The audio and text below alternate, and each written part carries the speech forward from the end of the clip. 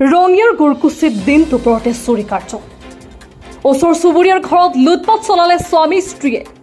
কিন্তু দিন বেয়া আছিল গুৰকুচি গাঁৱত গভাই চুৰ শংকৰ দাসৰ চুৰি কৰি থকা অৱস্থাতে ঘৰৰ গৰাকী গৈ হাতে লুটে কৰায়ত্ব কৰিলে গভাইত চুৰ শংকৰ দাস আৰু তেওঁৰ পত্নীক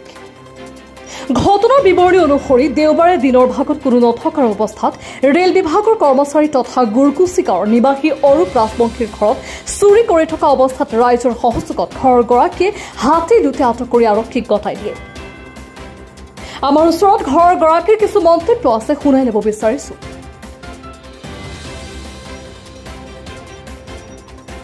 আজি মানে ৰাতিপুৱা 9টা মান বজাত ফোন গ'ল গাঁৱৰ পৰা আমি ৰঙিয়াতে থাকোঁ আমাৰ ঘৰত কিবা শব্দ হৈ থকা বুলি তাৰপিছত ফোন যোৱাৰ পিছত মই আৰু হাজবেণ্ডক ফোন কৰি ক'লোঁ আমাৰ ঘৰত বোলে কিবা শব্দ হৈ আছে যাব লাগিছিল তাৰপিছত আৰু আহিল হাজবেণ্ডো আহি আছিল ডিউটিৰ পৰা তাৰপিছত এনেকৈ গ'লোঁ একেলগে যাই কিনে হাতেলতে ঘৰৰ ভিতৰতে ধৰিলোঁ আমাৰ ওচৰৰে শংকৰ দাস আৰু ছাপোৰ্ট কৰে তেওঁৰ ঘৈণীয়েক ভাৰতী দাস আমাৰ বুলি নহয় গাঁওখনত কৰিয়ে আছে প্ৰায় বহুত দিনৰ পৰা কিন্তু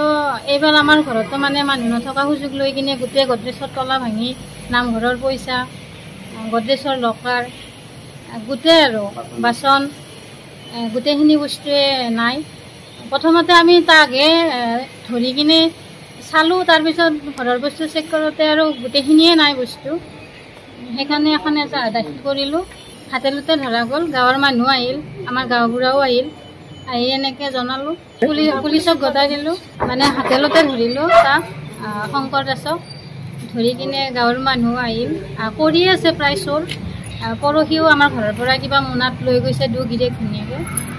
গাঁৱৰ গোটেই মানুহৰে কৰি আছে দেখাও পাই আছে সেইকাৰণে ৰঙিয়াৰ পৰা ভাস্কৰ কলিতাৰ ৰিপৰ্ট নিয়মীয়া খবৰ